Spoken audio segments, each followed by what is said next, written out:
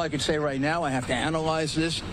Obviously, possibly we'll move for a new trial. Certainly we'll appeal. The absurdity of the number merely underscores the absurdity of the entire proceeding, where I've not been allowed to offer one single piece of evidence in defense, of which I have a lot.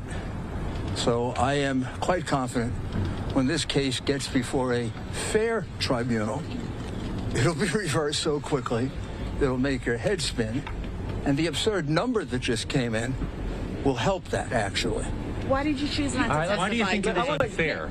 You say it was an unfair tribunal. Why do you think it was unfair? Because we gotta go, sir. Let's go. I cannot go into the details. I didn't testify because the judge made it clear that if I made any mistake or did anything wrong, she was considering contempt.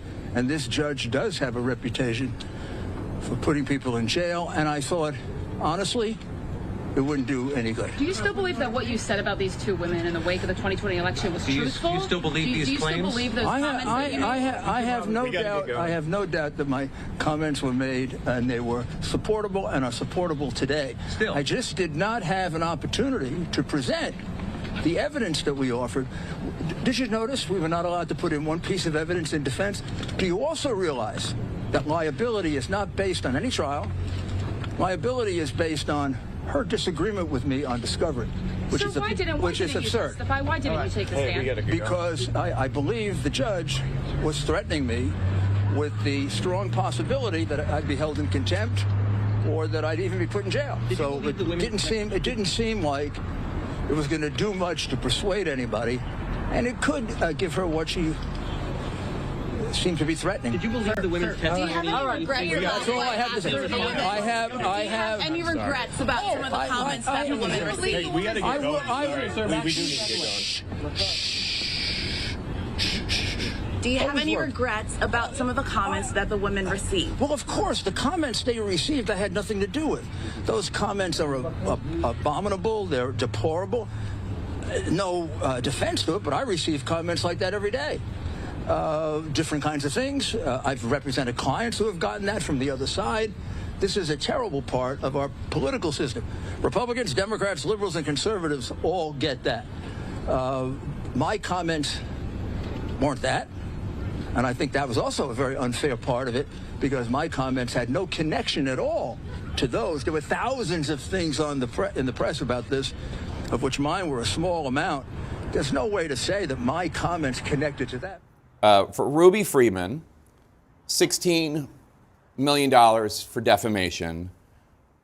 Also for Ruby Freeman, $20 million for emotional distress.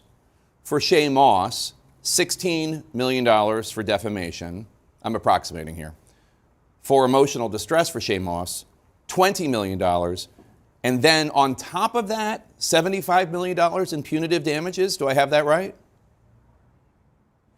That is what I'm seeing as well as our reporting at this time.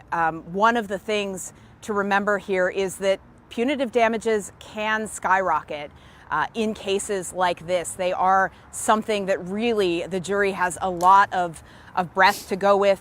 Although there are laws that say it can't go more than 3 or 4 times the amount in the other damages that are assessed. But this is more than $148 million.